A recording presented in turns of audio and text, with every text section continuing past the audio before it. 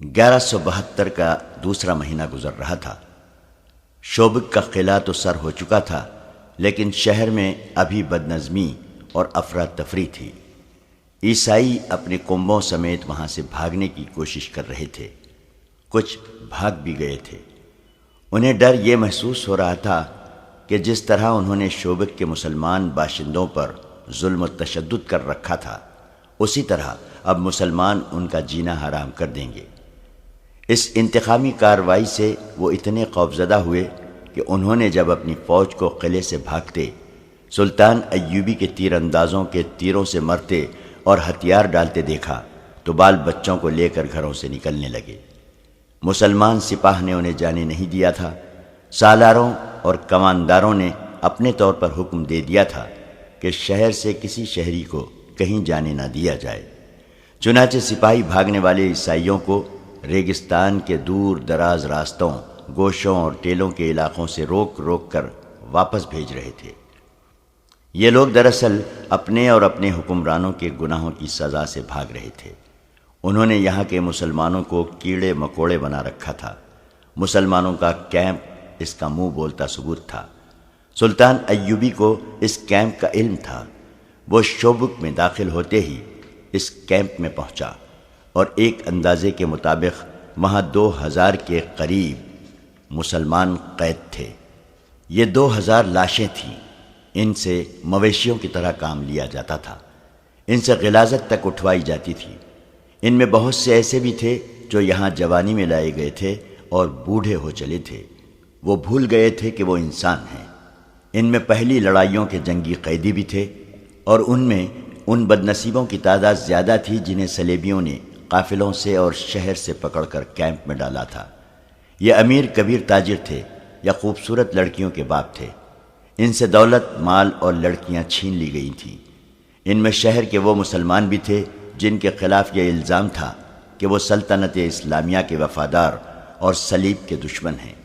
شہر میں جو مسلمان رہتے تھے وہ نماز اور قرآن گھروں میں چھپ چھپ کر پڑھتے تھے، وہ بھی اس طرح کہ آواز باہر نہ جائے۔ وہ معمولی حیثیت کے عیسائیوں کو بھی جھک کر سلام کرتے تھے۔ اپنی جوان بیٹیوں کو تو وہ پردے میں رکھتے ہی تھے، اپنے معصوم بچیوں کو بھی وہ باہر نکلنے نہیں دیتے تھے۔ عیسائی خوبصورت بچیوں کو اغوا کر لیتے تھے۔ سلطان ایوبی نے جب ان 2000 زندہ لاشوں کو دیکھا تو ان کے آنسو نکل آئے تھے۔ اس نے کہا تھا، ان مظلوموں کو آزاد کرانے کے لیے میں پوری کی پوری سلطنت اسلامیہ کو داؤ پر لگا سکتا ہوں۔ ان میں ان کی غذا اور ان کی صحت کے لیے فوری احکامات جاری کر دیے تھے اور کہا تھا کہ ابھی انہیں اسی جگہ رکھا جائے اور انہیں بستر مہیا کیے جائیں۔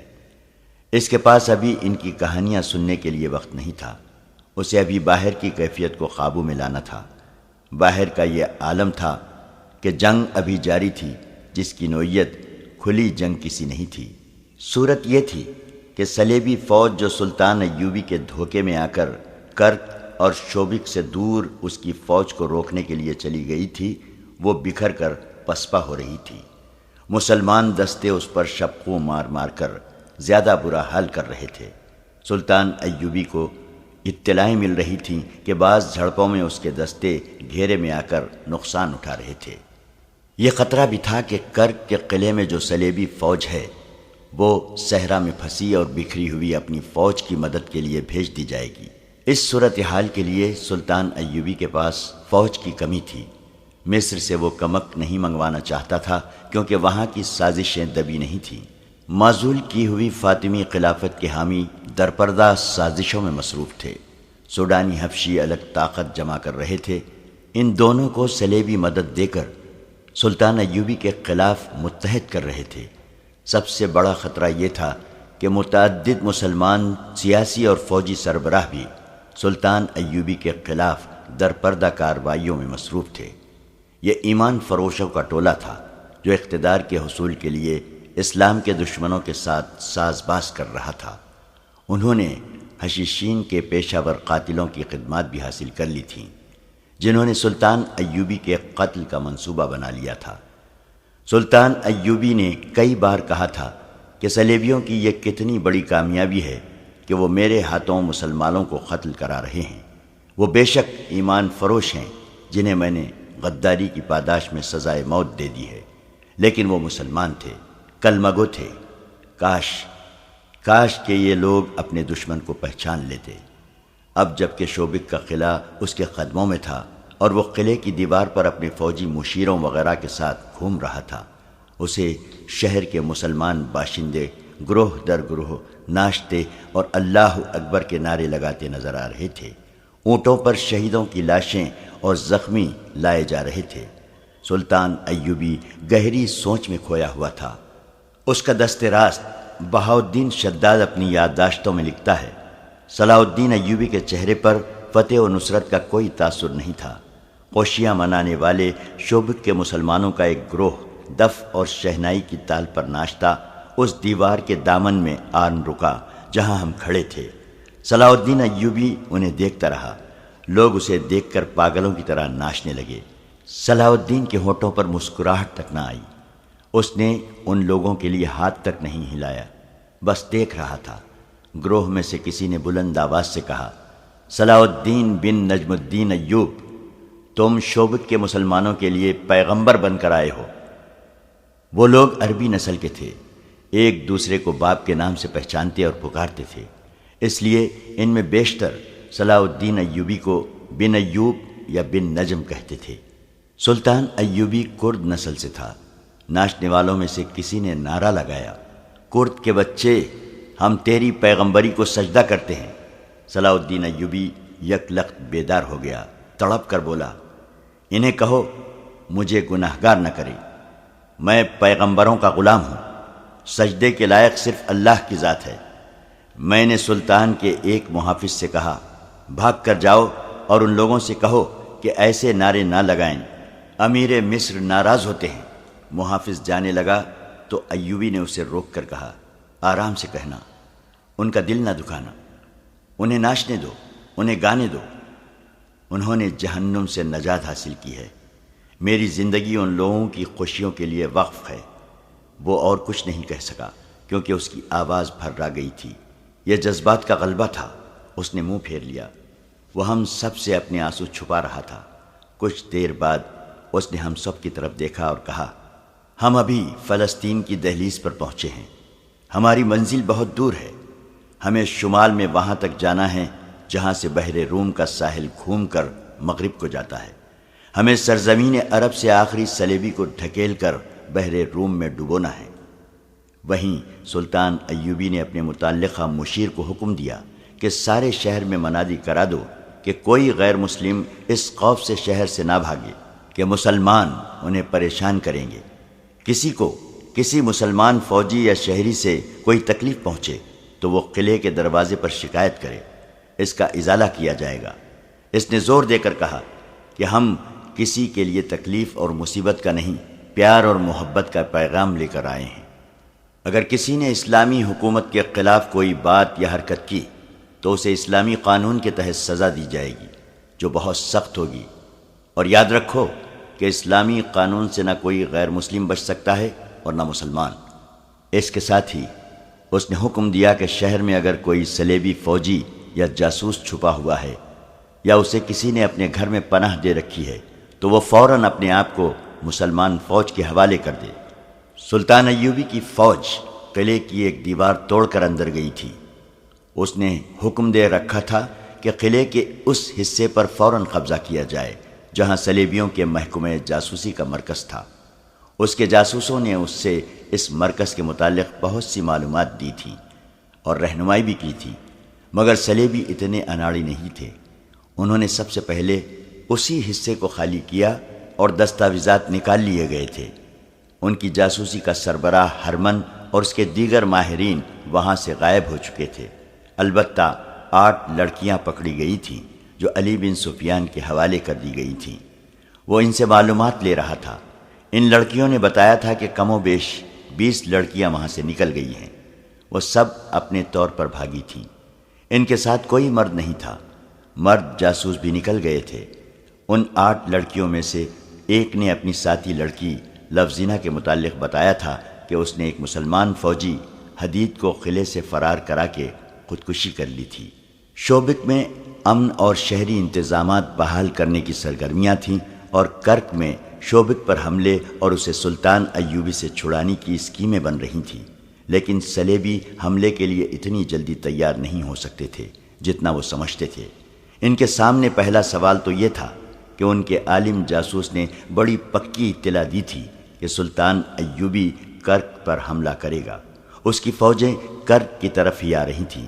ان کے قاہرہ کے جاسوسوں نے بھی ناقابل تردید اطلاعیں دی تھیں کہ سلطان ایوبی کی فوج کرک پر حملہ کرے گی، جس کی کمان وہ خود کرے گا، مگر آدھے راستے سے اس کی فوجوں نے رخ بدل دیا اور ایسی چالیں چلی کہ صلیبی فوج جو مسلمانوں کو روکنے کے لیے گئی تھی، شب خونوں کی زد میں آ گئی اور سلطان ایوبی نے کرک سے اتنی زیادہ دور شوبک پر حملہ کر دیا۔ یہ سوال ایک کانفرنس میں پیش کیا گیا تھا جس میں صلیبی فوج کے اعلیٰ افسر اور صلیبی حکمران موجود تھے۔ ان کے محکمہ جاسوسی کا سربراہ جرمن نژاد ہرمن اور عالم جاسوس جسے سلطان ایوبی نے قاہرہ سے گرفتار کر کے رہا کر دیا تھا، ملزموں کی حیثیت سے کانفرنس میں پیش کیے گئے۔ عالم جاسوس شوبک کے قلعے سے بھاگنے میں کامیاب ہو گیا تھا۔ اسے کانفرنس میں ہتھکڑیوں میں پیش کیا گیا تھا۔ اس پر الزام یہ تھا کہ اس نے غلط اطلاع دے کر مسلمانوں کو فائدہ پہنچایا اور ان کی فتح کا باعث بنا۔ اس نے ایک بار پھر بیان دیا کہ اسے یہ اطلاع کس طرح ملی تھی کہ سلطان ایوبی کرک پر حملہ کرے گا۔ اس نے یہ بھی کہا کہ اگر اس کی اطلاع میں کوئی شک تھا تو متعلقہ محکمے کو اس کے مطابق عمل نہیں کرنا چاہیے تھا۔ اس کے لیے اس بیان پر ہرمن سے پوچھا گیا کہ اس نے جاسوسی کے ماہر کی حیثیت سے کیوں تسلیم کر لیا تھا کہ اس جاسوس کی لائی ہوئی اطلاع بالکل صحیح ہے۔ مجھے اس ضمن میں بہت کچھ کہنا ہے، ہرمن نے کہا۔ میں یہ دعویٰ کر سکتا ہوں کہ میں جاسوسی اور سراغ رسانی کا ماہر ہوں، مگر کئی مواقع ایسے آئے ہیں جن میں میری مہارت اور میرے جاسوسوں کی محنت اور قربانی کو نظر انداز کر دیا گیا۔ اس کا نتیجہ یہ ہوا کہ میری مہارت فوج کی مرکزی کمان کے حکم یا کسی بادشاہ کے حکم کی نظر ہو گئی۔ اس کانفرنس میں 3 حکمران موجود ہیں اور ان کی متحدہ کمان کے اعلیٰ کمانڈر بھی موجود ہیں، اور جبکہ ہم اتنی بڑی شکست سے دوچار ہوئے ہیں جس میں شوبک جیسا قلعہ ہاتھ سے نکل گیا ہے، اس کے ساتھ میلوں وسیع علاقے پر مسلمانوں کا قبضہ ہو گیا ہے، سال بھر کی رسد اور دیگر ساز و سامان دشمن کے ہاتھ لگا ہے، اور شوبک کی پوری آبادی مسلمانوں کی غلام ہو گئی ہے۔ میں آپ کی خامیاں اور احمقانہ حرکتیں آپ کے سامنے رکھنا اپنا فرض سمجھتا ہوں، اور میں آپ سب کو بصد احترام یاد دلاتا ہوں کہ ہم نے صلیب پر حلف اٹھایا ہے کہ صلیب کے وقار کے لیے اپنا آپ قربان کر دیں گے۔ اگر آپ میں سے کسی کے ذاتی وقار کو ٹھیس پہنچے تو اسے صلیب کا وقار پیش نظر رکھنا چاہیے۔ ہرمن کی حیثیت ایسی تھی کہ کونارڈ، گے آف لوزینیان اور شاہ اگسٹس جیسے قصر بادشاہ بھی اس کی بات رد کرنے کی جرت نہیں کرتے تھے۔ جاسوسی کا تمام تر نظام اس کے ہاتھ میں تھا، ان میں تباہ کار جاسوس بھی تھے۔ ہرمن کسی بھی حکمران کو خفیہ طریقے سے قتل کرانے کی ہمت اور اہلیت رکھتا تھا۔ اسے اجازت دے دی گئی کہ وہ اپنا تجزیہ پیش کرے۔ میں یہ سمجھنے سے قاصر ہوں کہ دشمن کے راز معلوم کرنے کے لیے اور اس کی کردار کشی کے لیے صرف لڑکیوں پر کیوں بھروسہ کیا جا رہا ہے؟ اس نے پوچھا۔ اس لیے کہ عورت انسان کی بہت بڑی کمزوری ہے، کسی حکمران نے کہا۔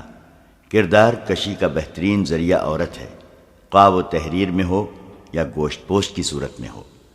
کیا تم اس سے انکار کر سکتے ہو کہ عرب میں بہت سے مسلمان عمرا، قلعے داروں اور وزراء کو ہم نے عورت کے ہاتھوں اپنا غلام بنا لیا ہے؟ لیکن آپ یہ نہیں سوچ رہے ہیں کہ اس وقت مسلمانوں کی حکومت فوج کے ہاتھ میں ہے، ہرمن نے کہا۔ ان کا خلیفہ اپنا حکم نہیں منوا سکتا، فوجی امور میں اس کا کوئی عمل دخل نہیں۔ صلاح الدین ایوبی کی مصر میں حیثیت ایک گورنر کی ہے، لیکن اس نے وہاں کے خلیفہ کو معزول کر دیا ہے۔ ادھر نور الدین زنگی ہے جس کی حیثیت ایک سالار اور وزیر کی ہے، لیکن جنگی امور میں اسے بغداد کے خلیفہ سے حکم اور اجازت لینے کی کوئی ضرورت نہیں۔ لہذا یہ پیش نظر رکھیے کہ آپ نے چند ایک امیروں، وزیروں اور قلعے داروں کو ہاتھ میں لے لیا ہے تو ان کی حیثیت چند ایک غداروں کی ہے، وہ آپ کو اپنے ملک کا 1 انچ علاقہ بھی نہیں دے سکتے۔ اسلامی سلطنت کے اصل حکمران فوجی ہیں۔ نور الدین زنگی اور صلاح الدین ایوبی نے اپنی فوجوں کی تربیت ایسی کی ہے کہ آپ لڑکیوں سے اس فوج کا کردار خراب نہیں کر سکتے اور نہ ہی کر سکے ہیں۔ اس فوج کے لیے شراب پینا سنگین جرم ہے۔ اسلام میں ہر کسی کے لیے شراب حرام ہے۔ اس پابندی کا اثر یہ ہے کہ مسلمان فوجی ہو یا شہری، وہ اپنے ہوش ٹھکانے رکھتا ہے۔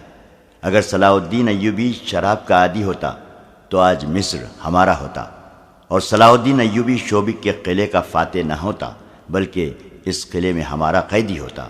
ہرمن، ایک کمانڈر نے اسے ٹوک کر کہا، اپنی بات لڑکیوں تک رکھو، ہمارے پاس مسلمانوں کے اوصاف سننے کے لیے وقت نہیں ہے۔ میں یہ کہنا چاہتا ہوں، ہرمن نے کہا، کہ جاسوسی کے لیے لڑکیوں کا استعمال ناکام ہو چکا ہے۔ گزشتہ 2 برسوں میں ہم بڑی قیمتی لڑکیاں مصر میں بھیج کر مسلمان فوجیوں کے ہاتھوں مروا چکے ہیں۔ لڑکی کے معاملے میں بھی یہ یاد رکھیے کہ عورت ذات جذباتی ہوتی ہے۔ آپ لڑکیوں کو کتنی ہی سخت ٹریننگ کیوں نہ دیں، وہ مردوں کی طرح پتھر نہیں بن سکتی۔ ہم انہیں خطروں میں پھینک دیتے ہیں۔ خطرہ بہرحال خطرہ ہوتا ہے اور دل و دماغ پر اثر کرتا ہے۔ بعض اوقات حالات بہت ہی بگڑ جاتے ہیں۔ ان حالات میں مسلمان فوجی ہماری لڑکیوں کو تفریح کا ذریعہ بنانے کی بجائے انہیں پناہ میں لے لیتے ہیں اور ان کے جسم اپنے اوپر حرام کر لیتے ہیں۔ لڑکیاں جذبات سے ملغوب ہو کر رہ جاتی ہیں۔ حال ہی میں ہماری ایک لڑکی کو صلاح الدین ایوبی کے ایک کماندار نے ڈاکوؤں سے بچایا اور زخمی ہو گیا۔ لڑکی اسے شوبک میں لے آئی۔ ہم نے اسے مسلمانوں کے کیمپ میں پھینک دیا۔ لڑکی نے اسے ہماری فوج کے ایک افسر کی وردی پہنا کر قلعے سے نکال دیا۔ اسے گھوڑا بھی دیا۔ میں نے لڑکی کو پکڑ لیا۔ لڑکی نے زہر کھا کر خودکشی کر لی۔ اس نے سزا کے خوف سے خودکشی نہیں کی تھی۔ اس نے محسوس کر لیا تھا کہ وہ گنہگار ہے اور اپنے جسم کو دھوکے کے لیے استعمال کر رہی ہے۔ یہ احساس اتنا شدید تھا کہ اس نے زہر پی لیا۔ لڑکیوں کے خلاف میں ایک اور دلیل بھی دینا چاہتا ہوں۔ ہمارے پاس جو جاسوس لڑکیاں ہیں ان میں زیادہ تعداد ان کی ہے جنہیں ہم نے بچپن میں مسلمانوں کے قافلوں سے یا ان کے گھروں سے اغوا کرایا تھا۔ انہیں ہم نے اپنا مذہب دیا اور اپنی ٹریننگ دی۔ وہ جوان ہوئیں اور اپنا بچپن اور اپنی اصلیت بھول گئی۔ انہیں یاد بھی نہ رہا کہ وہ مسلمان کی بیٹیاں ہیں، مگر ہم نے ان کے صرف نام بدلے، ان کا مذہب اور ان کا کردار بدلا، ان کے خون کو نہ بدل سکے۔ میں انسانی نفسیات کو سمجھتا ہوں، لیکن یہ میرا تجربہ ہے کہ مسلمان کی نفسیات دوسرے مذاہب کے انسانوں سے مختلف ہے۔ یہ لڑکیاں جب کسی مسلمان کے سامنے جاتی ہیں تو جیسے انہیں اچانک یاد آ جاتا ہے کہ ان کی رگوں میں بھی مسلمان باپ کا خون ہے۔ مسلمان کے خون سے اس کا مذہب نکلتا نہیں۔ تم یہ کہنا چاہتے ہو کہ کسی لڑکی کو جاسوسی کے لیے نہ بھیجا جائے؟ ایک کماندار نے اس سے پوچھا۔ کسی ایسی لڑکی کو نہ بھیجا جائے جو کسی مسلمان کے گھر پیدا ہوئی تھی، ہرمن نے جواب دیا۔ اگر آپ لڑکیوں کو میرے محکمے سے نکال ہی دیں تو سلیب کے لیے بہتر ہی رہے گا۔ آپ مسلمان عمرہ کے حرموں میں لڑکیاں بھیجتے رہیں۔ آپ انہیں پھانس سکتے ہیں، وہ آسانی سے آپ کے ہاتھ میں آ جاتے ہیں، کیونکہ انہوں نے میدان جنگ نہیں دیکھا۔ ان کی تلوار ہماری تلوار سے نہیں ٹکرائی۔ ہمیں ان کی صرف فوج پہچانتی ہے، دشمن کو صرف فوج جانتی ہے، اس لیے وہ ہمارے جھانسے میں نہیں آ سکتی۔ صلیبیوں کا شاہ اگسٹس انتہا درجے کا شیطان فطرت حکمران تھا جو اسلام کی دشمنی کو عبادت سمجھتا تھا۔ اس نے کہا، ہرمن، تمہاری نگاہ محدود ہے، تم صرف صلاح الدین اور نور الدین کو دیکھ رہے ہو، ہم اسلام کو دیکھ رہے ہیں۔ ہمیں اس مذہب کی بیخ کنی کرنی ہے، اس کے لیے کردار کشی اور نظریات میں شکوک پیدا کرنا لازمی ہے۔ مسلمانوں میں ایسی تہذیب رائج کرو جس میں کشش ہو۔ ضروری نہیں کہ ہم اپنا مقصد اپنی زندگی میں حاصل کر لیں، ہم یہ کام اپنی اگلی نسل کے سپرد کریں گے۔ کچھ کامیابی وہ حاصل کرے گی اور یہ مہم اس سے اگلی نسل ہاتھ میں لے لے گی۔ پھر ایک دور ایسا آیا ہی جائے گا جب اسلام کا نام و نشان نہیں رہے گا۔ اگر اسلام زندہ رہا بھی تو یہ مذہب کسی اور صلاح الدین اور نور الدین زنگی کو جنم نہیں دے گا۔ میں وثوق سے کہتا ہوں کہ مذہب مسلمانوں کا اپنا ہوگا، لیکن یہ مذہب ہماری تہذیب میں رنگا ہوا ہوگا۔ ہرمن، آج سے 100 سال بعد پر نظر رکھو۔ فتح اور شکست عارضی واقعات ہیں۔ ہم شوبک پر دوبارہ قبضہ کر لیں گے۔ تم مصر میں سازشوں کو مضبوط کرو، فاطمیوں اور سوڈانی حبشیوں کو مدد دو، حشیشین کو استعمال کرو۔ کانفرنس کے کمرے میں ایک صلیبی افسر داخل ہوا، گرج سے اٹا ہوا اور تھکا ہوا تھا۔ وہ اس فوج کے کمانڈروں میں سے تھا جو باہر ریگستان میں چلی گئی تھی اور آہستہ آہستہ کرک کی طرف پسپا ہو رہی تھی۔ وہ بہت پریشان تھا۔ اس نے کہا، فوج کی حالت اچھی نہیں۔ میں یہ تجویز لے کے آیا ہوں کہ کرک کی تمام تر فوج کے ساتھ کافی کمک ملا کر شوبک پر حملہ کر دیا جائے اور مسلمانوں کو مجبور کیا جائے کہ وہ آمنے سامنے کی جنگ لڑیں۔ اس وقت جنگ کی کیفیت یہ ہے کہ ہمارے دستے مرکزی کمان کے حکم کے مطابق کرک کی طرف پیچھے ہٹ رہے ہیں۔ مسلمانوں کے شبخون مارنے والے دستے تھوڑی سی نفری سے رات کو عقبی حصے پر شبخون مارتے اور غائب ہو جاتے ہیں۔ دن کے وقت ان کے تیر انداز چند ایک تیر برسا کر نقصان کرتے اور غائب ہو جاتے ہیں۔ وہ نشانے گھوڑے یا اونٹ کو بناتے ہیں۔ جس جانور کو تیر لگتا ہے وہ بھگدڑ مچا دیتا ہے۔ اسے دیکھ کر دوسرے گھوڑے اور اونٹ بھی ڈرتے ہیں اور بے قابو ہو جاتے ہیں۔ ہم نے رک کر ادھر ادھر کے دستے اکٹھے کیے اور جوابی حملے کرنے کی کوشش کی، لیکن مسلمان آمنے سامنے نہیں آتے۔ ہمارے کچھ دستوں کو انہوں نے صرف اس لیے مارا ہے کہ مسلمان انہیں اپنی مرضی کے میدان میں لے جا کر لڑاتے ہیں۔ سپاہ میں لڑنے کا جذبہ مان پڑ گیا ہے۔ جذبے کو بیدار کرنے کے لیے ضروری ہے کہ ایک شدید جوابی حملہ کیا جائے۔ اس مسئلے پر بحث شروع ہو گئی۔ صلیبیوں کے لیے مشکل یہ پیدا ہو گئی تھی کہ ان کی فوج کا بڑا حصہ، جسے بہترین لڑاکا سمجھا جاتا تھا، کرک سے دور ریگزار میں بکھر گیا تھا۔ سلطان ایوبی کی چال کامیاب تھی۔ اس کے کماندار اور دستوں کے عہدیدار اس کی چال کو خوش اسلوبی سے عملی رنگ دے رہے تھے۔ وہ پانی پر قبضہ کر لیتے تھے، بلندیوں پر پہنچ جاتے تھے، ٹیلوں کے علاقوں میں گھات لگاتے تھے اور دن کے وقت اگر ہوا تیز ہو تو ہوا کے رخ سے حملہ کرتے تھے۔ اس سے یہ فائدہ ہوتا تھا کہ ہوا اور گھوڑوں کی اڑائی ہوئی ریت صلیبیوں کی آنکھوں میں پڑتی اور انہیں اندھا کرتی تھی۔ سلطان ایوبی کی نفری کافی نہیں تھی۔ مورخ لکھتے ہیں کہ صلیبی حملہ کر دیتے تو سلطان ایوبی کے پاس اتنی نفری نہیں تھی کہ وہ شوبک کو بچا سکتا۔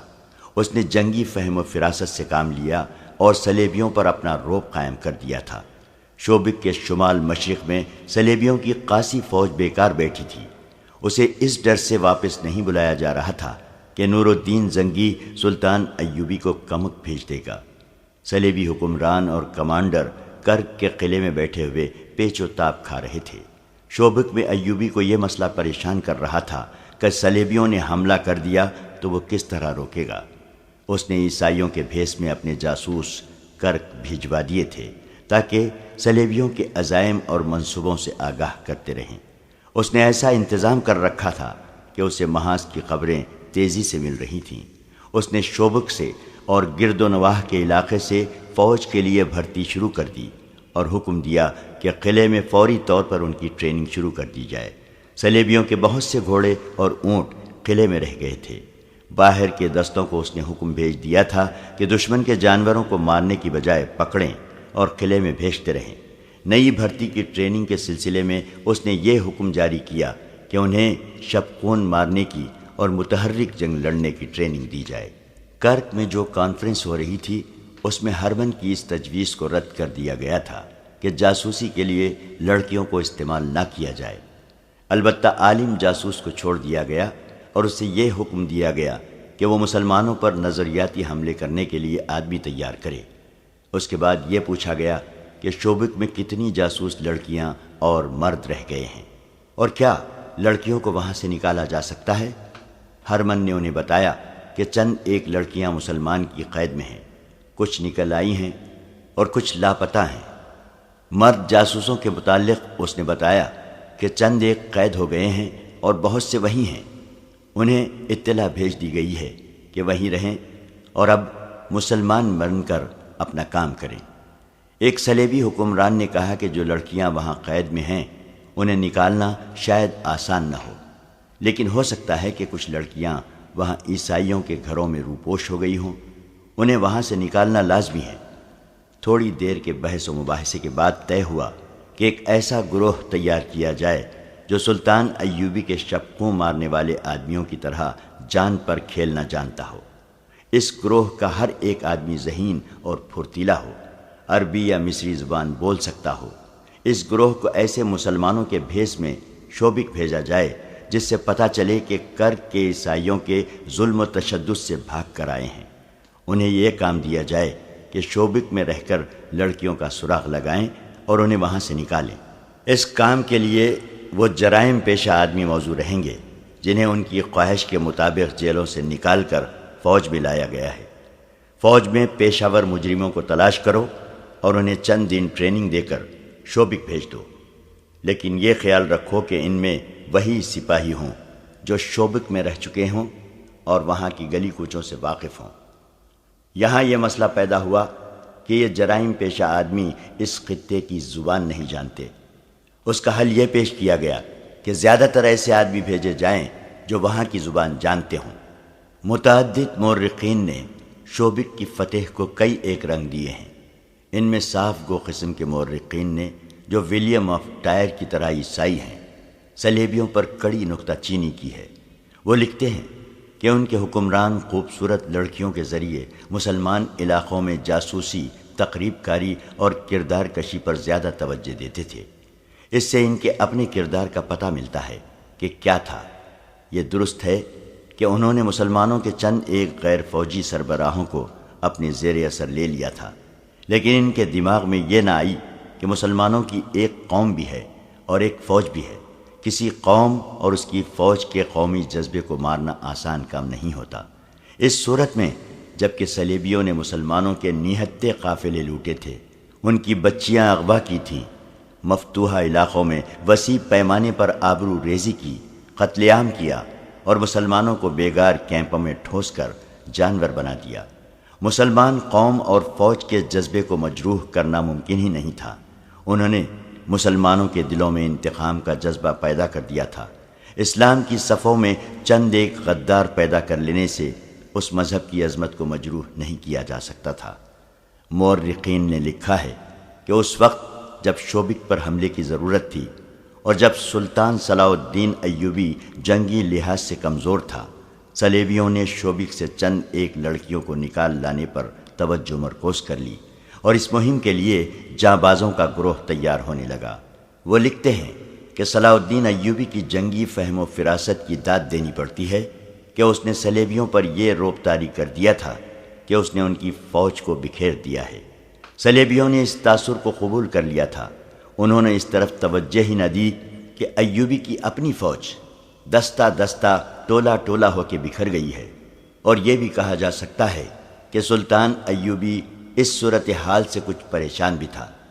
اس کے مشیر خاص شداد نے اس کی جس پریشانی کا ذکر کیا ہے وہ یہی ہو سکتی ہے کہ اس کے دستے صلیبیوں کے تعاقب میں بکھر گئے تھے۔ اس سے مرکزیت ختم ہو گئی تھی، اور یہ بھی صحیح ہے کہ اس کے دستے ذاتی اور قومی جذبے کے تحت لڑ رہے تھے۔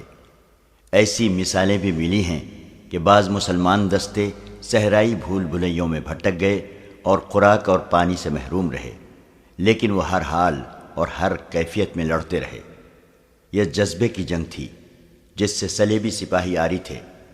انہوں نے اپنے کمانڈروں کو پسپا ہوتے دیکھا تو ان میں لڑنے کا جذبہ ختم ہو گیا۔ اگر صلیبی ادھر توجہ دیتے تو ایوبی کی بکھری ہوئی فوج پر قابو پا سکتے تھے، مگر وہ ذرا ذرا سی باتوں پر اتنی زیادہ توجہ دیتے تھے جتنی اہم جنگی امور پر دی جاتی ہے۔ یہاں ایک اور وضاحت ضروری ہے۔ اس دور کے صلیبی واقعہ نگاروں کے حوالے سے 2-3 غیر مسلم مورخین نے اس قسم کی غلط بیانی کی ہے کہ سلطان صلاح الدین ایوبی نے مسلسل 2 سال شوبک کو محاصرے میں رکھا اور ناکام لوٹ گیا۔ انہوں نے اس کی وجہ یہ بیان کی ہے کہ نور الدین زنگی اور صلاح الدین ایوبی کے درمیان غلط فہمی پیدا ہو گئی تھی۔ زنگی کو اس کے مشیروں نے خبردار کیا تھا کہ ایوبی مصر کو اپنے ذاتی تسلط میں رکھ کر فلسطین کا بھی خود مختار حکمران بننا چاہتا ہے۔ وہ فلسطین پر قبضہ کر کے زنگی کو معزول کر دے گا۔ یہ مورخین لکھتے ہیں کہ نور الدین زنگی نے اس بہانے شوبک کو اپنی فوج روانہ کر دی کہ یہ سلطان ایوبی کے لیے کمک ہے، لیکن اس نے اپنے کمانڈروں کو یہ خفیہ ہدایت دی تھی کہ وہ شوبک کے جنگی امور اپنے قبضے میں لے لیں۔ چنانچہ یہ فوج آئی۔ سلطان ایوبی سے کسی نے کہا کہ نور الدین زنگی نے یہ فوج اس کی مدد کے لیے نہیں بھیجی، بلکہ اس کی مرکزی کمان پر قبضہ کرنے کے لیے بھیجی ہے۔ یہ سن کر سلطان ایوبی دل برداشتہ ہو گیا اور وہ شوبک کا محاصرہ اٹھا کر مصر کو کوچ کر گیا۔ عیسائی مورخین نے زنگی اور ایوبی کی اس مفروضہ چپقلش کو بہت اچھالا ہے، لیکن ان مورخین کی تعداد زیادہ ہے جنہوں نے یہ ثابت کیا ہے کہ سلطان ایوبی نے 1.5 ماہ کے محاصرے کے بعد شوبک کا قلعہ لے لیا تھا۔ البتہ یہ پتہ بھی ملتا ہے کہ صلیبی تخریب کاروں نے نور الدین زنگی کو سلطان ایوبی کے خلاف بھڑکانے کی کوشش کی، جو کامیاب نہیں ہو سکی۔ اس کا ثبوت یہ ہے کہ سلطان ایوبی کے والد نجم الدین ایوب لمبی مسافت طے کر کے شوبک پہنچے۔ انہیں شک ہو گیا تھا کہ ان کا بیٹا ایسی حماقت پر اتر ہی نہ آیا ہو، اور کہیں ایسا نہ ہو کہ تخریب کار اس کے کان زنگی کے خلاف بھر دے۔ بہاؤالدین شداد اپنی یادداشتوں میں رقم تراز ہے۔ اپنے والد بزرگوار کو دیکھ کر ایوبی بہت حیران ہوا، ان کے گھٹنے چھو کر مصافحہ کیا اور سمجھا کہ محترم والد اسے فتح کی مبارکباد دینے آئے ہیں، مگر انہوں نے بیٹے کو پہلے الفاظ یہ کہے: کیا نور الدین زنگی جاہل ہے جس نے مجھ جیسے گمنام اور غریب آدمی کے بیٹے کو مصر کا حکمران بنا ڈالا ہے؟ کیا مجھے یہ سننا پڑے گا کہ تیرا بیٹا ذاتی اقتدار کی خاطر سلطنت اسلامیہ کے محافظ نور الدین زنگی کا دشمن ہو گیا ہے؟ جاؤ اور زنگی سے معافی مانگو۔ بات کھلی تو معلوم ہوا کہ سلطان ایوبی کا ذہن صاف ہے اور نور الدین زنگی سے کمک مانگنے والا ہے۔ نجم الدین ایوب مطمئن ہو گئے اور واضح ہو گیا کہ یہ صلیبیوں کی تخریب کاری اور عیاری ہے۔ سلطان ایوبی نے اپنے خصوصی قاصد اور معتمد فقیہ عیسیٰ الحکاری کو اپنے والد محترم کے ساتھ رخصت کیا اور الحکاری کو نور الدین زنگی کے نام ایک تحریری پیغام دیا۔ اس کے ساتھ شوبک کے کچھ تحفے بھی بھیجے۔ اس نے لکھا: بیش قیمت تحفہ شوبک کا قلعہ ہے جو میں آپ کے قدموں میں پیش کرتا ہوں۔ اس کے بعد خدائے عزوجل کی مدد سے کرک کا قلعہ پیش کر دوں گا۔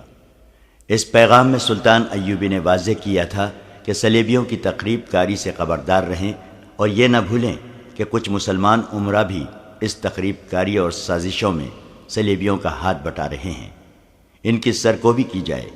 اس پیغام میں سلطان ایوبی نے شوبک کی اس وقت کی صورتحال اور اپنی فوج کی کیفیت تفصیل سے لکھی اور کچھ انقلابی تجویزیں بھی پیش کیں۔ اس نے زنگی کو لکھا کہ ان حالات میں جب دشمن ہماری سرزمین پر قلعہ بند ہے اور وہ میدان جنگ میں ہمارے خلاف سرگرم ہیں اور زمین دوز کارروائیوں سے بھی ہمارے درمیان غدار پیدا کر رہا ہے، میں اس نتیجے پر پہنچا ہوں کہ ہماری غیر فوجی قیادت نہ صرف ناکام ہو گئی ہے بلکہ سلطنت اسلامیہ کے لیے خطرہ بن گئی ہے۔ ہم گھر سے دور بے رحم صحراؤں میں دشمن سے برسر پیکار ہیں۔ ہمارے مجاہد لڑتے اور مرتے ہیں، وہ بھوکے اور پیاسے بھی لڑتے ہیں، انہیں کفن نصیب نہیں ہوتے، ان کی لاشیں گھوڑوں کے تلے روندی جاتی ہیں اور صحرائی لومڑیاں اور گدھوں کی خوراک بنتی ہیں۔ اسلام کی عظمت اور قوم کے وقار کو جتنا وہ سمجھتے ہیں اتنا اور کوئی نہیں سمجھ سکتا۔ ہمارے غیر فوجی حکام اور سربراہوں کے خون کا ایک قطرہ نہیں گرتا، وہ میدان جنگ سے بہت دور محفوظ بیٹھے ہیں۔ یہی وجہ ہے کہ وہ عیش و عشرت کے عادی ہو گئے ہیں۔ دشمن انہیں نہایت حسین اور چلبلی لڑکیوں اور یورپ کی شراب سے اپنا مرید بنا لیا ہے۔ ہم دین و ایمان کی سربلندی کے لیے مرتے ہیں اور وہ ایمان کو دشمن کے ہاتھ بیچ کر عیش کرتے اور اس کے ہاتھ مضبوط کرتے ہیں۔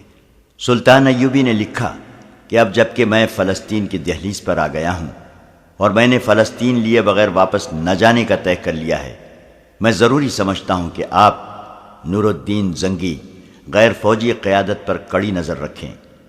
امیر العلماء سے کہیں کہ وہ مساجد میں اور ہر جگہ اعلان کر دے کہ سلطنت اسلامیہ کا صرف ایک خلیفہ ہے اور یہ بغداد کی خلافت ہے۔ ہر مسلمان پر اس واحد خلافت کی اطاعت فرض ہے۔ لیکن خطبے میں اور کسی مسجد میں خلیفہ کا نام نہیں لیا جائے گا۔ عظیم نام صرف اللہ اور اس کے رسول صلی اللہ علیہ وسلم کا ہے۔ یہ حکم بھی جاری کیا کہ آئندہ جب خلیفہ یا کوئی حاکم کسی دورے یا معائنے کے لیے باہر نکلے گا تو اس کے محافظ دستے کے سوا کوئی جلوس اس کے ساتھ نہیں ہوگا، اور لوگ راستے میں رک کر اور جھک جھک کر اسے سلام نہیں کریں گے۔ سلطان ایوبی نے سب سے زیادہ اہم بات یہ لکھی کہ شیعہ سنی تفرقہ بڑھتا جا رہا ہے۔ فاطمی خلافت کی معزولی نے اس تفرقے میں اضافہ کر دیا ہے۔ یہ تفریق ختم ہونی چاہیے۔ بے شک خلافت اور حکومت سنی ہیں، لیکن کسی سنی حاکم یا اہلکار کو یہ حق حاصل نہیں کہ وہ شیعوں کو اپنا غلام سمجھے۔ حکومت اور فوج میں شیعوں کو پوری نمائندگی دی جائے۔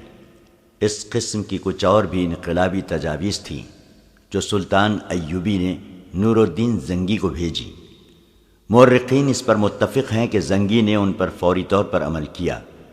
اپنے ہاں بھی سلطان ایوبی نے شیعہ سنی تفرقہ پیار و محبت، عقل و دانش سے مٹانا شروع کر دیا۔ کرک میں سلیبی سلطان ایوبی پر جوابی وار کرنے پر غور کر رہے تھے۔ ان کی مرکزی کمان نے قاصدوں کے ذریعے اپنی بکھری ہوئی فوج کو احکام بھیج دیے کہ مسلمانوں سے لڑنے کی کوشش نہ کریں بلکہ نکلنے کی ترکیب کریں تاکہ جوابی حملے کے لیے زیادہ سے زیادہ فوج بچ جائے۔ ان احکام کے ساتھ ہی انہوں نے 40 جابازوں کا ایک گروہ تیار کر لیا جسے مظلوم مسلمانوں کے بحروپ میں شوبک میں داخل ہوا اور لڑکیوں کو وہاں سے نکالنا تھا۔ صلیبی حکمرانوں نے اس خیال سے کہ سلطان ایوبی مصر سے غیر حاضر ہے، وہاں اپنے تقریب کاروں میں اضافہ کرنے کا بھی فیصلہ کر لیا۔ وہ سوڈانیوں اور فاطمیوں کو جلد از جلد متحد کر کے قاہرہ پر قبضہ کرنا چاہتے تھے۔ شوبک اور کرک کے درمیانی علاقے میں بہت خون بہہ رہا تھا۔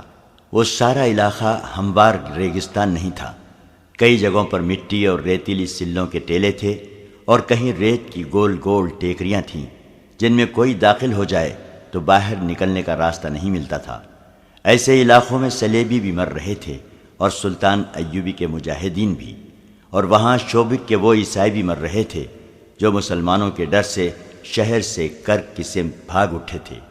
فضا میں گدھوں کے قول اڑ رہے تھے، ان کے پیٹ انسانی گوشت سے بھرے ہوئے تھے۔ صحرائی درندے لاشوں کو چیڑ پھاڑ رہے تھے اور مورکہ آرائی کا یہ عالم تھا جیسے افق سے افق تک انسان ایک دوسرے کا کشت و خون کر رہے ہوں۔ اس وسیع ریگزار میں کہیں کہیں نخلستان بھی تھے جہاں پانی مل جاتا تھا۔ تھکے ہارے انسان، زخمی انسان اور پیاس کے مارے ہوئے انسان وہاں جا جا کر گرتے تھے۔ عماد ہاشم سلطان ایوبی کی فوج کے ایک چھوٹے سے دستے کا کمانڈر تھا۔ وہ شامی باشندہ تھا، اسی لیے وہ اپنا نام عماد شامی بتایا کرتا تھا۔ صلیبیوں کے خلاف جو جذبہ ہر مسلمان سپاہی کے دل میں تھا وہ عماد شامی میں بھی تھا، لیکن اس کے جذبے میں انتقام کا قہر اور غضب زیادہ تھا۔ اس کے متعلق سب جانتے تھے کہ وہ یتیم ہے اور اس کا سگا عزیز رشتہ دار کوئی نہیں، لیکن اسے یہ یقین نہیں تھا کہ وہ یتیم ہے یا نہیں، کیونکہ اس کا باپ اس کی آنکھوں کے سامنے مرا نہیں تھا۔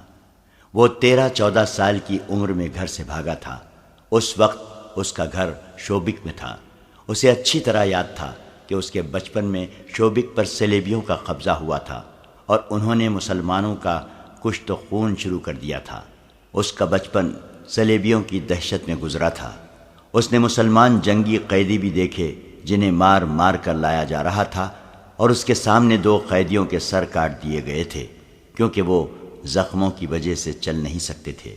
اس نے مسلمان گھروں سے لڑکیاں اغوا ہوتے دیکھی تھی اور اس نے مسلمانوں کو بیگار میں جاتے بھی دیکھا تھا۔ شوبک کے مسلمان کہا کرتے تھے کہ جب شہر میں عیسائی مسلمانوں کو بلا وجہ پکڑ پکڑ کر کیمپ میں لے جانا شروع کر دیں اور ان کے گھروں پر حملہ کرنے لگیں تو سمجھ لو کہ انہیں مسلمانوں کے ہاتھوں کہیں شکست ہوئی ہے۔ عماد شاہی کا گھر بھی محفوظ نہ رہا۔ اس کی ایک بہن تھی جس کی عمر 7-8 سال تھی۔ اسے وہ بہن یاد تھی۔ وہ بہت خوبصورت اور گڑیا سی تھی۔ گھر میں اس کا باپ تھا، ماں تھی اور ایک بڑا بھائی بھی تھا۔ ایک روز عماد کی گڑیا سی بہن باہر نکل گئی اور لاپتہ ہو گئی۔ باپ نے تلاش کی مگر کہیں نہ ملی۔ ایک مسلمان پڑوسی نے اسے بتایا کہ اسے عیسائی اٹھا لے گئے ہیں۔ باپ شہر کے حاکم کے پاس فریاد لے کر گیا۔ جو ہی اس نے بتایا کہ وہ مسلمان ہے، حاکم اس پر برس پڑا اور اس پر الزام عائد کیا کہ وہ حکمران قوم پر اتنا گھٹیا الزام تھوپ رہا ہے۔ گھر آ کر باپ نے اور عماد کے بڑے بھائی نے عیسائیوں کے خلاف شور شرابہ کیا۔ اس کا نتیجہ یہ ہوا کہ رات کو ان کے گھر حملہ ہوا۔ عماد نے اپنی ماں اور بڑے بھائی کو قتل ہوتے دیکھا۔ وہ باہر بھاگ گیا اور ایک مسلمان کے گھر جا چھپا۔ اس کے بعد وہ اپنے گھر نہیں گیا، کیونکہ اس مسلمان نے اس ڈر سے اسے باہر نہیں نکلنے دیا کہ عیسائی اسے بھی قتل کر دیں گے۔ تھوڑے دنوں بعد اس مسلمان نے اسے ایک اور آدمی کے حوالے کر دیا، جو اسے چوری چھپے شہر سے باہر لے گیا۔ صبح کے وقت وہ ایک قافلے کے ساتھ جا رہا تھا۔ بہت دنوں کی مسافت کے بعد وہ شام پہنچا۔ وہاں اسے ایک امیر کبیر تاجر کے گھر نوکری مل گئی۔ اب اس کی یہی زندگی تھی کہ نوکری کرے اور زندہ رہے۔ وہ ذہنی طور پر بالغ اور بیدار ہو گیا۔ یہ انتقام کا جذبہ تھا۔ اسی جذبے کے زیر اثر اسے فوجی اچھے لگتے تھے۔ اس نے تاجر کی نوکری چھوڑ کر کسی فوجی حاکم کے گھر میں نوکری کر لی۔ عماد نے اسے بتایا کہ اس پر کیا بیتی ہے اور یہ بھی بتایا کہ وہ فوج میں بھرتی ہونا چاہتا ہے۔ اس حاکم نے اس کی پرورش کی اور 16 سال کی عمر میں اسے شام کی فوج میں بھرتی کرا دیا۔ وہ انتقام کے لیے بے تاب تھا۔ اسے 3-4 معرکوں میں شریک ہونے کا موقع ملا، جن میں اس کے جوہر سامنے آ گئے۔ 11-12 سال بعد اسے اس فوج کے ساتھ مصر روانہ کر دیا گیا جو نور الدین زنگی نے سلطان ایوبی کی مدد کے لیے بھیجی تھی۔ 2 سال مصر میں گزر گئے۔ پھر خدا نے اس کی یہ مراد بھی پوری کی کہ وہ شوبک پر حملہ کرنے والی فوج کے ساتھ گیا، لیکن اسے اس فوج میں رکھا گیا جسے ریگزار میں صلیبیوں کی فوج پر حملے کرنے تھے۔ وہاں وہ صلیبیوں کے لیے قہر بنا ہوا تھا۔ اس کا چھاپا مار سوار دستہ مشہور ہو گیا تھا۔ عماد شامی اپنے سواروں کو ساتھ لیے صحرا میں صلیبیوں کی مشک لیتا پھرتا اور بھیڑیوں اور چیتوں کی طرح ان پر جھپٹتا تھا، مگر ان کے سینے میں جو آگ لگی ہوئی تھی وہ سرد نہیں ہوتی تھی۔ 1 ماہ بعد اس کے دستے میں کل 4 سوار رہ گئے تھے، باقی سب شہید ہو گئے۔ ایک رات اس نے ان 4 سواروں سے صلیبیوں کے کم و بیش 50 افراد کے دستے پر حملہ کر دیا۔ وہ سارا دن چھپ چھپ کر اس کا پیچھا کرتا رہا۔ دن کے وقت وہ 4 سپاہیوں سے 50 سپاہیوں پر حملہ نہیں کر سکتا تھا۔ ان کے تعاقب میں وہ بہت دور نکل گیا۔ رات کو صلیبی رک گئے اور انہوں نے پڑاؤ کیا، لیکن بہت سے سنتری بیدار رکھے۔ عماد نے آدھی رات کے وقت گھوڑوں کو ایڑ لگائی اور سوئے ہوئے صلیبیوں کے درمیان سے اس طرح گزرا کہ برچھی سے دائیں بائیں وار کرتا گیا۔ اس کے 4 جانبازوں کا بھی یہی انداز تھا۔ انہیں جو ہلتی چیز نظر آئی اس پر برچھیوں اور تلواروں سے وار کرتے ہوئے اندھیرے میں غائب ہو گئے۔ کئی سوئے ہوئے صلیبی ان کے گھوڑوں تلے روندے گئے۔ سنتریوں نے تاریکی میں تیر چلائے جو خطا گئے۔ آگے جا کر عماد نے اپنے جانباز سواروں کو روکا اور انہیں وہاں سے آہستہ آہستہ پیچھے لایا۔ اس نے یہ بھی نہ سوچا کہ دشمن بیدار ہو چکا ہے۔ وہ گھوڑ سواروں کو پھر قریب لے گیا اور ایڑ لگانے کا حکم دے دیا۔ اندھیرے میں اسے سائے سے گھومتے پھرتے نظر آ رہے تھے۔ 5 گھوڑے سر پر دوڑتے ان کے درمیان سے گزرے، مگر اب وہ دشمن پر وار کر کے آگے گئے تو وہ 5 کی بجائے 3 تھے۔ 2 کو صلیبی تیر اندازوں نے گرا دیا تھا۔ عماد کا خون اور زیادہ جوش میں آ گیا۔ اس نے اپنے مجاہدوں سے کہا، ابھی انتقام لیں گے۔ یہ اس کی حماقت تھی۔ اس نے اپنے دونوں مجاہدوں کو موڑا اور صلیبیوں کے قریب آہستہ آہستہ آ کر حملے کا حکم دے دیا۔ اب تو گھوڑے بھی تھک گئے تھے اور دشمن پوری طرح بیدار ہو گیا تھا۔ اس حملے کا نتیجہ یہ ہوا کہ عماد اکیلا رہ گیا۔ اب کہ وہ دشمن میں سے نکلا تو اس کے ساتھ اپنے 2 ساتھیوں کی بجائے 2 صلیبی تھے جو اس کا تعاقب کر رہے تھے۔ اندھیرے میں اس نے انہیں ان کی للکار سے پہچانا، ورنہ وہ انہیں اپنے ساتھی سمجھ رہا تھا۔ وہ اس کے سر پر پہنچ گئے۔ انہوں نے اس پر تلواروں سے حملہ کیا۔ اس کے پاس لمبی برچھی تھی۔ دوڑتے گھوڑے سے اس نے دونوں کا مقابلہ کیا۔ گھوڑا گھما گھما کر آمنے سامنے آ کر معرکہ لڑا۔ لڑائی خاصی لمبی ہو گئی اور وہ دور ہٹتے چلے گئے۔ آخر عماد نے دونوں صلیبیوں کو مار لیا اور دونوں کے گھوڑے شوبک بھیجنے کے لیے پکڑ لیے۔ ان کی تلواریں بھی لے لی، مگر اسے یہ خیال نہ رہا کہ کہاں تک جا پہنچا ہے۔ اس نے گھوڑے کو اور اپنے آپ کو آرام دینے کے لیے ایک جگہ قیام کیا، لیکن وہ سونے سے ڈرتا تھا، کیونکہ کسی بھی وقت اور کہیں بھی وہ دشمن کے نرغے میں آ سکتا تھا۔ اس نے رات جاگتے گزار دی۔ ستارے دیکھ کر اس نے یہ معلوم کر لیا کہ شوبک کس طرف اور کرک کس طرف ہے، اور اسے صحرا میں کون سی جگہ جانا ہے جہاں اسے اپنا کوئی دستہ مل جائے گا۔ صبح ہوتے ہی وہ چل پڑا۔ وہ صحراؤں میں جنا پلا تھا، بھٹکنے کا کوئی خطرہ نہیں تھا۔ وہ تجربے کار چھاپا مار تھا، خطرے کو دور سے سونگھنے کی اہلیت رکھتا تھا۔ اسے دور دور سلیبی 4 یا 5 کی ٹولیوں میں جاتے نظر آئے۔ اگر اس کے پاس 2 فالتو گھوڑے نہ ہوتے تو کسی ٹولی پر حملہ کر دیتا۔ وہ بچتا بچاتا اپنی راہ چلتا گیا۔ راستے میں اسے کئی جگہ گھوڑوں اور اونٹوں کے مردار اور سلیبی سپاہیوں کی لاشیں پڑی نظر آئیں، جنہیں گدھ اور لومڑیاں کھا رہی تھیں۔ ان میں اس کے اپنے ساتھیوں کی لاشیں بھی ہوں گی۔ وہ چلتا گیا اور سورج افق پر چلا گیا۔ آگے ٹیلوں کا علاقہ آ گیا، جس میں سے راستے ہر چند قدم پر گھومتے تھے۔ یہاں ڈر تھا کہ سلیبیوں کی کوئی ٹولی رات کے لیے قیام کرے گی۔ وہ سورج غروب ہونے سے پہلے وہاں سے نکل جانا چاہتا تھا۔ یہ ڈر بھی تھا کہ کسی ٹیلے پر کوئی تیر انداز نہ بیٹھا ہو۔ وہ ہر طرف اور اوپر دیکھتا چلتا گیا۔ آگے راستہ 2 ٹیلوں کے درمیان سے مڑتا تھا۔ وہاں سے وہ مڑا تو اچانک اسے کسی کے دوڑتے قدموں کی آہٹ سنائی دی۔ کوئی آدمی 7 والے ٹیلے کے پیچھے چھپ گیا تھا۔ اس نے گھوڑے کی باگ کو جھٹکا دیا اور ایڑ لگائی۔ تیز رفتار سے وہ ٹیلے کے پیچھے گیا تو آگے راستہ ایک اور ٹیلے نے بند کر رکھا تھا۔ یہ جگہ ایک وسیع کھڈ بنی ہوئی تھی۔ اماس سے کوئی 20 قدم دور میلے کچیلے سے چوغے والا ایک آدمی ہاتھوں اور گھٹنوں کے بل ٹیلے پر چڑھنے کی کوشش کر رہا تھا۔ اماد کی طرف اس کی پیٹھ تھی۔ اس آدمی کا سر ڈھکا ہوا تھا۔ وہ آدمی نہتہ معلوم ہوتا تھا۔ اماد نے اسے للکارا، مگر وہ ٹیلے پر چڑھنے کی کوشش کرتا رہا۔ ٹیلا مشکل قسم کا تھا۔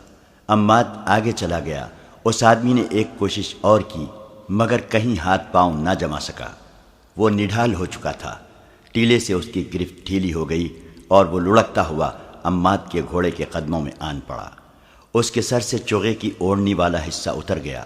اماد یہ دیکھ کر حیران رہ گیا کہ وہ ایک جوان لڑکی تھی، اور خوبصورت اتنی جو اس نے پہلے کبھی نہیں دیکھی تھی۔ اماد گھوڑے سے اترا۔ لڑکی خوفزدہ تھی۔ اس کی رہی سہی قوت بھی خوف نے ختم کر دی۔ وہ اٹھی مگر بیٹھ گئی۔ اماد نے اس سے پوچھا کہ وہ کون ہے۔ اس نے جواب دیا، پانی پلاؤ۔ اماد نے ایک گھوڑے سے پانی کی چھاگل کھول کر اسے دے دی۔ اس نے بےتابی سے پانی پیا اور اس کی آنکھیں بند ہونے لگیں۔ اماد نے اسے کھانے کے لیے کچھ دیا۔ جو اس کے پیٹ میں گیا تو اس کے چہرے پر زندگی کے آثار نظر آنے لگے۔ اماد نے اس سے کہا، مجھ سے ڈرو نہیں، بتاؤ کون ہو؟ شوبک سے اپنے خاندان کے ساتھ چلی تھی۔ اس نے تھکی ہاری زبان میں کہا، سب مارے گئے ہیں، میں اکیلی رہ گئی ہوں۔ مسلمانوں نے راستے میں حملہ کر دیا تھا۔ مجھے سچ کیوں نہیں بتا دیتی کہ تم کون ہو؟ اماد نے کہا، تم نے جو کچھ کہا ہے جھوٹ کہا ہے۔ جھوٹ ہی صحیح، اس نے خوفزدہ لہجے میں کہا، مجھ پر رحم کرو اور مجھے کرک تک پہنچا دو۔ شوبک تک؟ اماد نے کہا، میں تمہیں شوبک لے جا سکتا ہوں، کرک نہیں۔ تم دیکھ رہی ہو کہ میں مسلمان ہوں۔ میں راستے میں عیسائی فوج کے ہاتھوں مرنا نہیں چاہتا۔ پھر مجھے ایک گھوڑا دے دو۔ لڑکی نے کہا، میں لڑکی ہوں، اگر راستے میں کسی کے قبضے میں آ گئی تو جانتے ہو کہ میرا انجام کیا ہوگا۔ میں تمہیں گھوڑا بھی نہیں دے سکتا، تمہیں یہاں سے اکیلے روانہ بھی نہیں کر سکتا۔ اماد نے کہا، یہ میرا فرض ہے کہ تمہیں اپنے ساتھ شوبک لے جاؤں۔ وہاں مجھے کس کے حوالے کرو گے؟ اپنے حاکموں کے حوالے کروں گا، اماد نے کہا، اور اس سے تسلی دی، تمہارے ساتھ وہ سلوک نہیں ہوگا جس کا تمہیں ڈر ہے۔ لڑکی کرک جانے کی ضد کر رہی تھی۔ اماد نے اسے بتایا کہ انہیں حکم ملا ہے کہ شوبک کے کسی بھی عیسائی باشندے کو وہاں سے بھاگنے نہ دیا جائے۔ اس کے علاوہ اس نے لڑکی کو خبردار کیا کہ وہ کرک تک نہیں پہنچ سکے گی۔ وہ چونکہ گوری رنگت کی خوبصورت لڑکی تھی، اس لیے لڑکی کو یہ ڈر تھا کہ یہ مسلمان فوجی اسے بے آبرو کرے گا۔ اس نے سوچا کہ کیوں نہ اس کے ساتھ آبرو کا ہی سودا کر کے اسے کہا جائے کہ وہ اسے گھوڑا دے دے۔ لڑکی نے اپنا رویہ بدل لیا اور عماد سے کہا، میں بہت تھکی ہوئی ہوں، آج رات یہیں قیام کیا جائے، صبح شوبک کو روانہ ہو جائیں گے۔ عماد بھی تھکا ہوا تھا، گھوڑوں کا بھی یہی حال تھا، وہ لڑکی کی بھی حالت دیکھ رہا تھا۔ اس نے وہیں رکنے کا فیصلہ کر لیا۔ اس سے پہلے لڑکی نے اسے غور سے نہیں دیکھا تھا۔ اس نے یہی دیکھا تھا کہ یہ بڑی ہوئی داڑھی والا مسلمان فوجی ہے جو جسم کی ساخت اور گرد سے اٹے ہوئے چہرے سے وحشی لگتا ہے۔ اس سے اسے رحم کی امید نہیں تھی۔ اب جب کہ اس نے کچھ اور ہی سوچ لیا تھا، اس نے عماد کو گہری نظروں سے دیکھا۔ اس وقت عماد بھی اسے گہری نظروں سے دیکھ رہا تھا اور سوچ رہا تھا کہ اس قدر حسین لڑکی کا اس صحرا میں اکیلے رہ جانا، جہاں صلیبی اور اسلامی سپاہی لمبے عرصے سے بھوکے بھیڑیوں کی طرح بھاگتے دوڑتے پھر رہے ہیں، اس کے لیے کتنا خطرناک ہے۔ اور یہ بھی ہو سکتا ہے کہ اس لڑکی پر سپاہی یا کماندار آپس میں ہی لڑ مرے۔ وہ خود بھی فرشتہ نہیں تھا۔ اس نے لڑکی کی آنکھوں میں جھانکا۔ اس وقت لڑکی اسے دیکھ رہی تھی۔ عماد نے کوشش کی کہ وہ لڑکی سے نظریں پھیر لے، مگر لڑکی کی آنکھوں نے اس کی آنکھوں کو گرفتار کر لیا۔ اس نے اپنے جسم کے اندر کوئی ایسا جذبہ محسوس کیا جو اس کے لیے اجنبی تھا۔ اس نے ایک بار نظریں جھکا لی، مگر آنکھیں اپنے آپ پھر اوپر اٹھ گئیں اور وہ بے چین سا ہونے لگا۔ لڑکی کے ہونٹوں پر ہلکی سی مسکراہٹ آ گئی۔ عماد نے آہستہ سے کہا، تم شاید کنواری ہو؟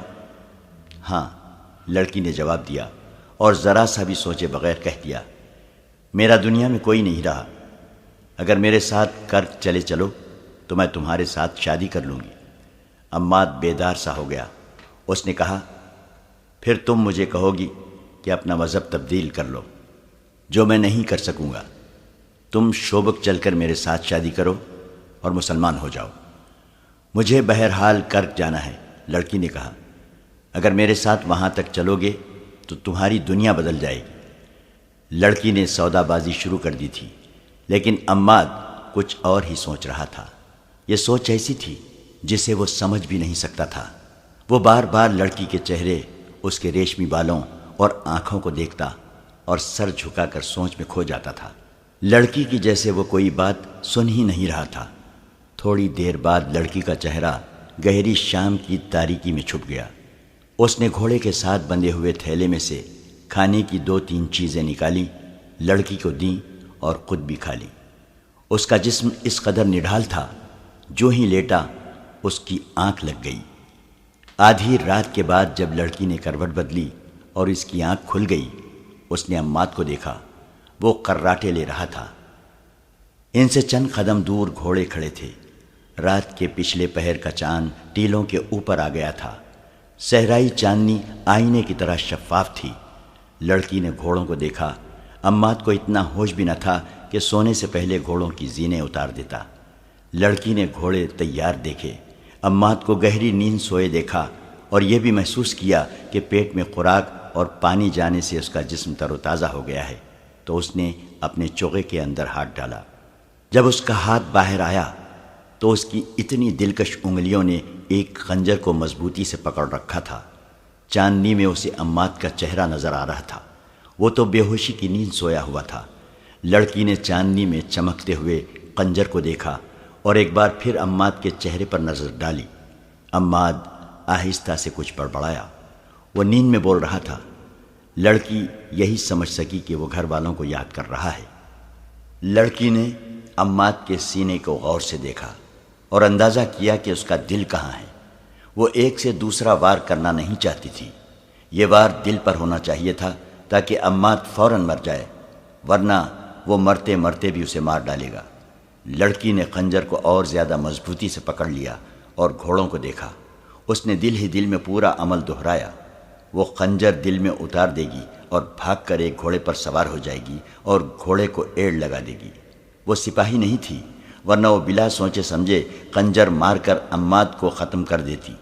یہی وجہ کافی تھی کہ عماد مسلمان ہے اور اس کا دشمن، مگر وہ بار بار عماد کے چہرے پر نظریں گاڑ لیتی تھی، اور جب اسے قتل کرنے کے لیے خنجر کو مضبوطی سے پکڑتی تو اس کا دل دھڑکنے لگتا تھا۔ عماد ایک بار پھر بڑبڑایا۔ اب کہ اس کے الفاظ ذرا صاف تھے۔ وہ خواب میں اپنے گھر پہنچا ہوا تھا۔ اس کی ماں کا نام لیا، بہن کو بھی یاد کیا اور کچھ ایسے الفاظ کہے جیسے انہیں قتل کر دیا گیا، اور عماد قاتلوں کو ڈھونڈ رہا تھا۔ کوئی احساس یا جذبہ لڑکی کا ہاتھ روک رہا تھا۔ خوف بھی ہو سکتا تھا، یہ قتل نہ کرنے کا جذبہ بھی ہو سکتا تھا۔ لڑکی بے چین ہو گئی۔ اس نے یہ ارادہ کیا کہ قتل نہ کرے، آہستہ سے اٹھے، گھوڑے پر بیٹھے اور آہستہ آہستہ اس کھٹ سے نکل جائے۔ وہ اٹھی اور خنجر ہاتھ میں لیے گھوڑے کی طرف چل پڑی، مگر ریت نے اس کے پاؤں جکڑ لیے۔ اس نے رک کر عماد کو دیکھا تو اچانک اس کے ذہن میں یہ خیال آیا کہ اس مرد نے اتنی بھی پرواہ نہیں کی کہ اسے ایک جوان لڑکی تنہائی میں مل گئی ہے۔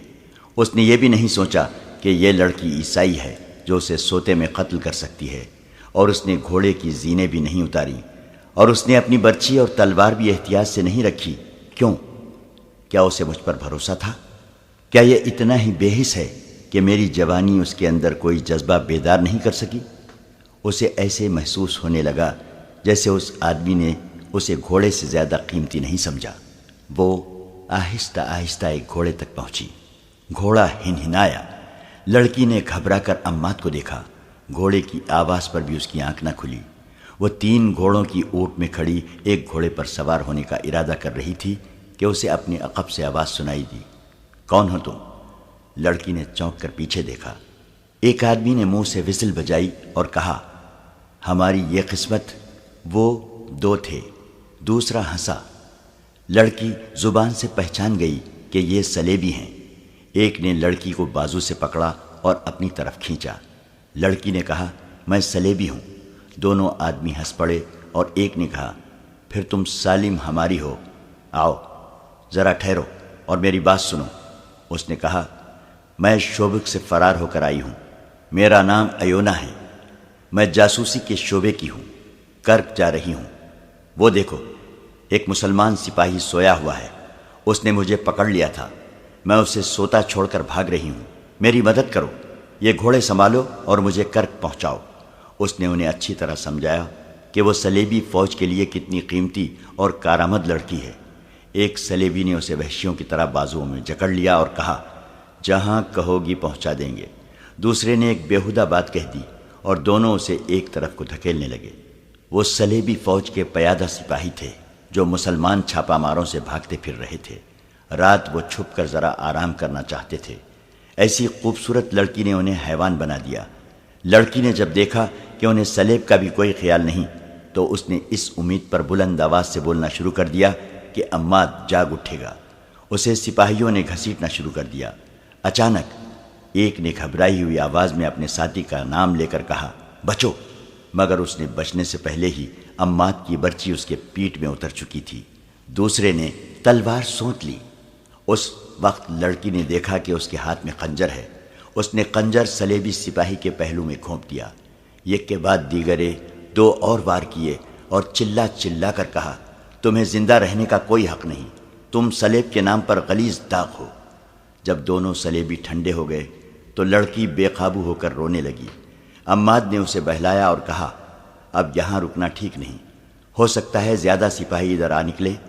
ہم ابھی شوبک کو روانہ ہو جاتے ہیں۔ اس نے لڑکی سے پوچھا، انہوں نے تمہیں جگایا تھا؟ نہیں، لڑکی نے جواب دیا، میں جاگ رہی تھی اور گھوڑوں کے پاس کھڑی تھی۔ وہاں کیوں؟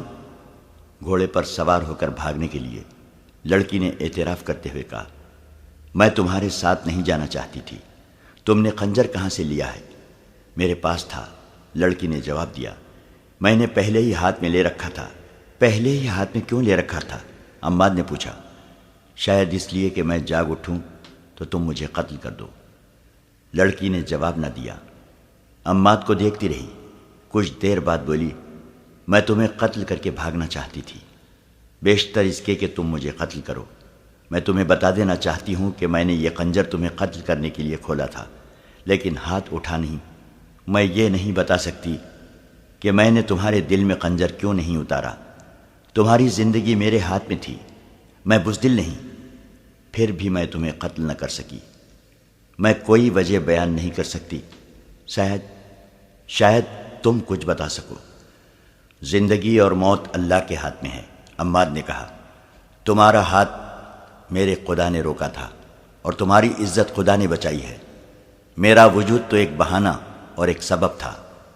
کسی گھوڑے پر سوار ہو جاؤ اور چلو۔ لڑکی نے خنجر عماد کی طرف بڑھا کر کہا، میرا خنجر اپنے پاس رکھ لو ورنہ میں تمہیں قتل کر دوں گی۔ تم میری تلوار بھی اپنے پاس رکھ لو۔ عماد نے کہا، تم مجھے قتل نہیں کر سکو گی۔ یہ مذاق نہیں تھا، دونوں پر سنجیدگی طاری تھی۔ وہ گھوڑوں پر سوار ہوئے اور تیسرا گھوڑا ساتھ لے کر چل پڑے۔ سورج نکلنے تک وہ اس علاقے میں پہنچ چکے تھے جہاں کوئی صلیبی سپاہی نظر نہیں آتا تھا۔ عماد کی اپنی فوج کے چند سپاہی اسے نظر آئے، جن کے ساتھ اس نے کچھ باتیں کی اور چلتے گئے۔ اپریل کا سورج بہت ہی گرم تھا۔ وہ منہ اور سر لپیٹے ہوئے چلتے گئے۔ دور سے ریت پانی کے سمندر کی طرح چمکتی نظر آتی تھی اور بائیں سمت ریتیلی سلوں کی پہاڑیاں نظر آ رہی تھیں۔ سفر کے دوران وہ آپس میں کوئی بات نہ کر سکے۔ گرمی کے علاوہ ان لاشوں نے بھی ان پر خاموشی طاری کر رکھی تھی جو انہیں ادھر ادھر بکھری ہوئی نظر آ رہی تھیں۔ کوئی ایک بھی لاش سالم نہیں تھی۔ گدھوں اور درندوں نے ان کے اعضاء الگ الگ کر دیے تھے۔ بعض لاشوں کی صرف ہڈیاں اور کھوپڑیاں رہ گئی تھیں۔ عماد نے لڑکی سے کہا، یہ تمہاری قوم کے سپاہی ہیں۔ یہ ان بادشاہوں کی خواہشوں کا شکار ہو گئے ہیں جو اسلامی سلطنت کو ختم کرنے برطانیہ، فرانس، جرمنی، اٹلی اور نہ جانے کہاں کہاں سے آئے ہیں۔ لڑکی خاموش رہی۔ وہ بار بار عماد کو دیکھتی تھی اور آہ بھر کر سر جھکا لیتی تھی۔ عماد نے سلوں کی پہاڑیوں کا رخ کر لیا۔ اسے معلوم تھا کہ وہاں پانی ضرور ہوگا اور سایہ بھی۔ سورج ان کے پیچھے جانے لگا تو وہ پہاڑیوں میں پہنچ گئے۔ تلاش کے بعد انہیں ہری جھاڑیاں اور گھاس نظر آئی۔ ایک جگہ سے پہاڑی کا دامن پھٹا ہوا تھا، وہاں پانی تھا۔ وہ گھوڑوں سے اترے، پہلے خود پانی پیا، پھر گھوڑوں کو پانی پینے کے لیے چھوڑ دیا اور سائے میں بیٹھ گئے۔ تم کون ہو؟ لڑکی نے اس سے پوچھا۔ تمہارا نام کیا ہے؟ کہاں کے رہنے والے ہو؟ میں مسلمان ہوں، عماد نے جواب دیا۔ میرا نام عماد ہے اور میں شامی ہوں۔ رات خواب میں تم کسے یاد کر رہے تھے؟ یاد نہیں رہا، عماد نے کہا۔ میں شاید خواب میں بول رہا ہوں گا۔ میرے ساتھی مجھے بتایا کرتے ہیں کہ میں خواب میں بولا کرتا ہوں۔ تمہاری ماں ہے؟ بہن ہے؟ لڑکی نے پوچھا اور کہا، شاید تم انہیں یاد کر رہے تھے۔ تھیں کبھی، عماد نے آہ بھر کر کہا۔ اب انہیں خواب میں دیکھا کرتا ہوں۔ لڑکی نے اس سے ساری بات پوچھنے کی بہت کوشش کی، لیکن عماد نے اور کچھ نہیں بتایا۔ اس نے لڑکی سے کہا، تم نے اپنے متعلق جھوٹ بولا تھا۔ مجھے پوچھنے کی کوئی ضرورت نہیں کہ تم کون ہو۔ میں تمہیں متعلقہ حاکم کے حوالے کر کے واپس آ جاؤں گا۔ اگر سچ بول سکو تو اپنے متعلق کچھ بتا دو، لیکن یہ نہ کہنا کہ تم ان صلیبی لڑکیوں میں سے نہیں ہو جو ہمارے ملک میں جاسوسی کے لیے آتی ہیں۔ تم ٹھیک کہتے ہو، لڑکی نے کہا۔ میں جاسوس لڑکی ہوں۔ میرا نام ایونا ہے۔ تمہارے ماں باپ کو معلوم ہے کہ تمہارا کام کس قسم کا ہے؟ عماد نے پوچھا۔ میرے ماں باپ نہیں ہیں، ایونا نے جواب دیا۔ میں نے ان کی صورت بھی نہیں دیکھی۔ میرا محکمہ میری ماں اور اس محکومے کا حاکم ہرمن میرا باپ ہے۔ اس نے یہ بات یہیں پر ختم کر دی اور کہا، میری ایک ساتھی لڑکی نے ایک مسلمان سپاہی کو بچانے کے لیے زہر پی لیا تھا۔ میں اس وقت بہت حیران ہوئی تھی کہ کوئی صلیبی لڑکی ایک مسلمان کے لیے اتنی بڑی قربانی دے سکتی ہے۔ میں آج محسوس کر رہی ہوں کہ ایسا ہو سکتا ہے۔